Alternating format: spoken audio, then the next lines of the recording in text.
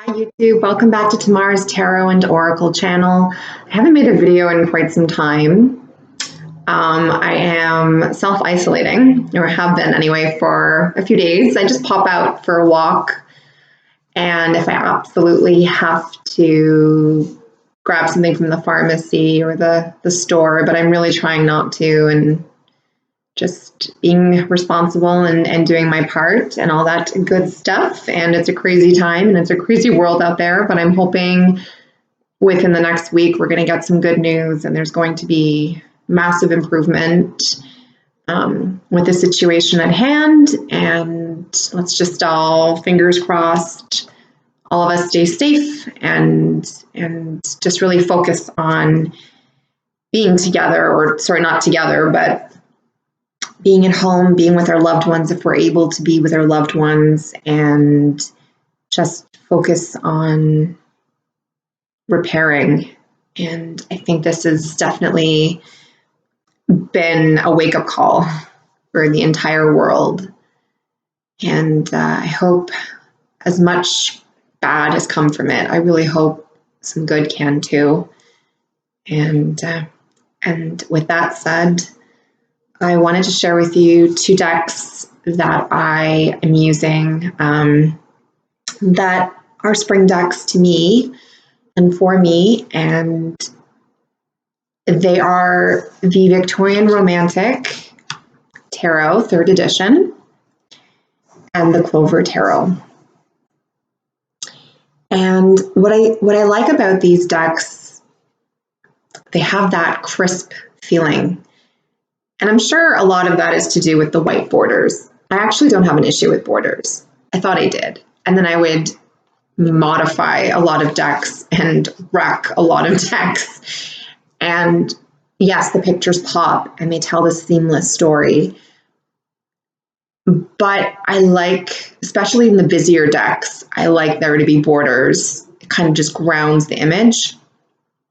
And it also depends on the type of border and how big the border is. But generally speaking, I'm pretty much okay with there being borders in a tarot deck. I adore this one. I have the Russian edition. I have two ever so slightly different variations of the 2nd edition. What I mean by that is there were two different cardstocks that the 2nd edition was printed on. Which I had no idea about until I bought a couple copies. I had trimmed one and then I bought another and then I ended up trimming that one because it was so large. Anyway, but that's not in this video. This one's the 3rd edition. This one I believe is now out of print. I actually pre-ordered this from Baba Studios way back when, over a year ago. Was it 2 years ago? Gosh, I've lost track of time. And so I had the early bird special. You can find it, but of course, being out of print does hike up the prices. So there is that. I only have this one copy. I don't have a backup. I only use this primarily for myself at home. It is too nice of a deck, and also because it is out of print and it is quite pricey, it isn't a deck that I would typically pass around. I have my other decks for that, even though the Russian edition is also out of, well, all of them are out of print. But yes, anyway, this one is a great spring deck because it has that romantic feel and it is bright and cheery and has that crisp, clean kind of overall feel. And so the backs look like this. I'm sure a lot of you are familiar. Really pretty, very Marie Antoinette. And it has a metallic overlay. I don't know if you can really tell. There we go, a little bit. I am sitting in front of quite a large sliding screen door. Lots of natural light coming in, so I hope you can see that.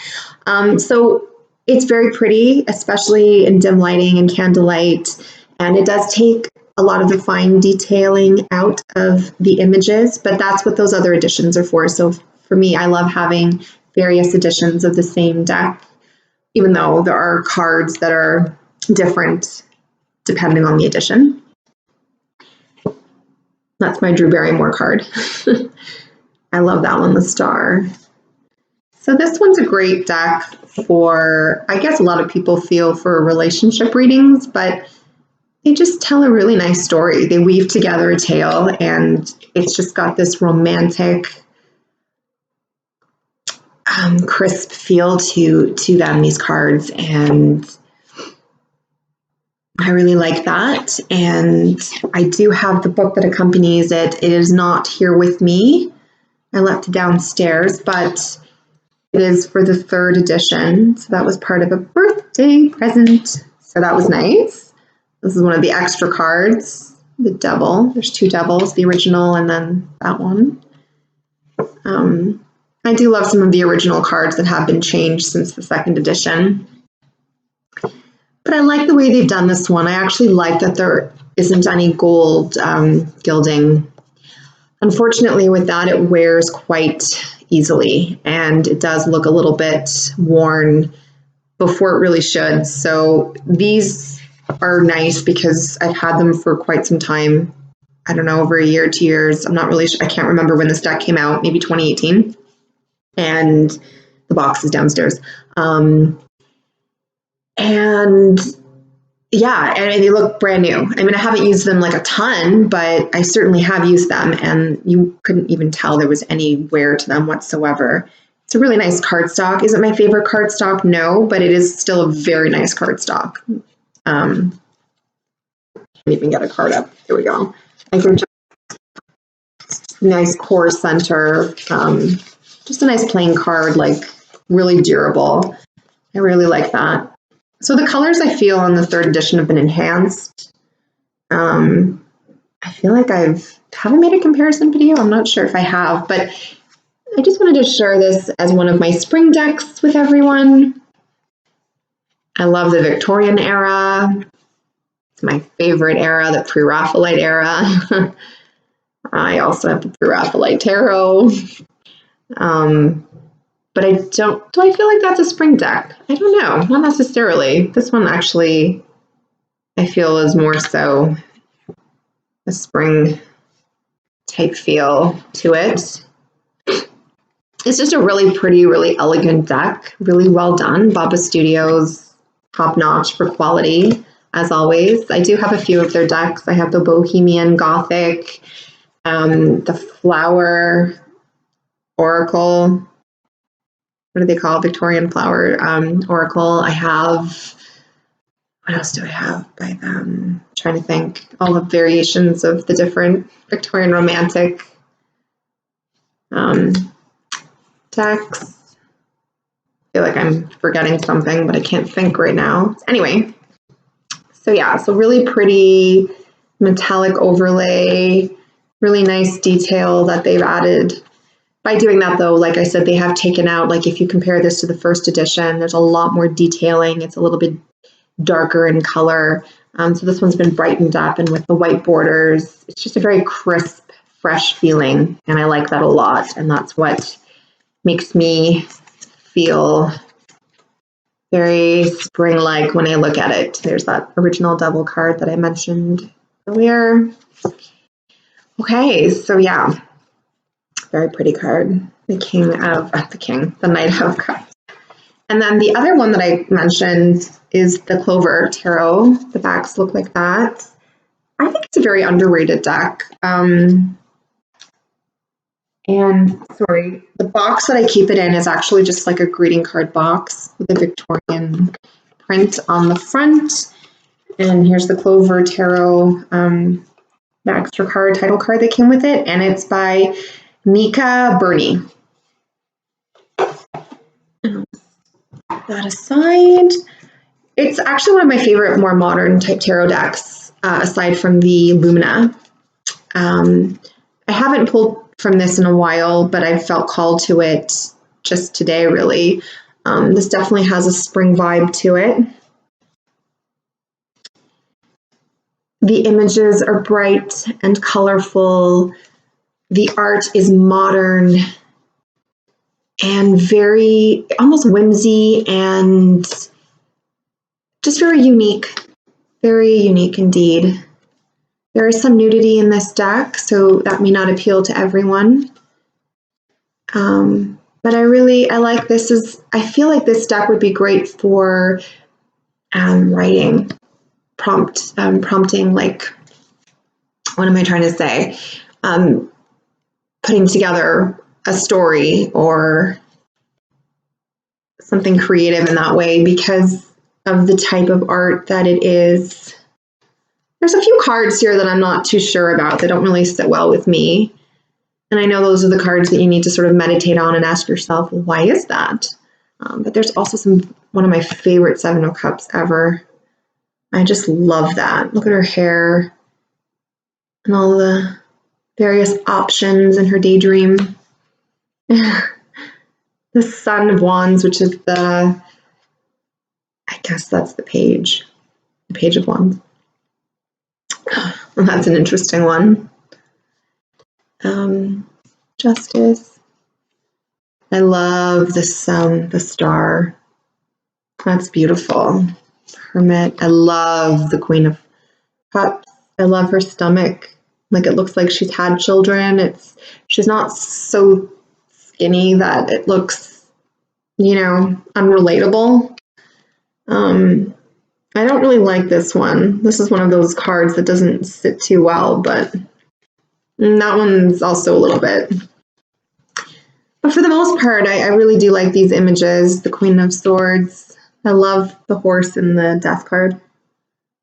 I like that. He is Aries, the ram. I love this one, my wish card. Not mine, but what I think of it as, the Nine of Cups. And the Son of Cups, so the Page of Cups. I love the Empress. I just don't think there's other decks that look anything like this that I've seen. I wonder if it's still, I think it might still be available. I'd have to double check that. I did check on that a little while ago and it was, I feel like it was. So, I love her as the Daughter of Swords, the Page of Swords. I hope it's not the Knight I'm saying, and then I'm confusing that. The Two of Pentacles. It's actually one of my favorite Two of Pentacles. I really like her costume and the energy that card gives off. The Son of Pentacles, the King of Pentacles. Oh, I love her. Daughter of Wands. I like that one a lot. The Two of Cups. I like it when animals and humans are joined together in a tarot. I love her, the Daughter of Cups. She's so pretty. Very dreamlike and artistic, and just a really pretty card. I love her too, the High Priestess. So although there is nudity, I feel that it's quite tasteful. I absolutely love this Three of Cups. Absolutely. Look at the colors. I don't think it's really doing it justice on camera. I feel like in person, you're going to really capture its true essence. This is one of those other ones that I wasn't super wild about. But I like how it's this particular artist's vision and how they see each one of the cards. The Ten of Pentacles, it's cute. I love this one. This reminds me of somebody that I know in real life, and I always associate her with this card, despite the fact that they also look similar. The energy of her is very much that of the Daughter of Pentacles, so the Page of Pentacles, the King of Swords, Ace of Swords. So this is I like this deck a lot. The Queen of Wands and her black cat, the King of Cups. Look how beautiful that is. I really like that a lot. And the Queen of Pentacles. So that's nice too. The Lovers. I believe there's 2 Lovers cards in this deck. This is more the Marseille type version with those choices.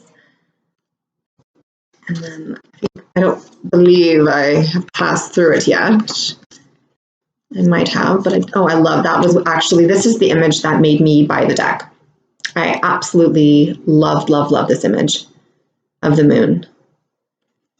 And here's the other Lovers. I love it, like the Garden of Eden. Yeah, so there you have it. That's the Clover Tarot. So it's very spring-like to me. It's very bright.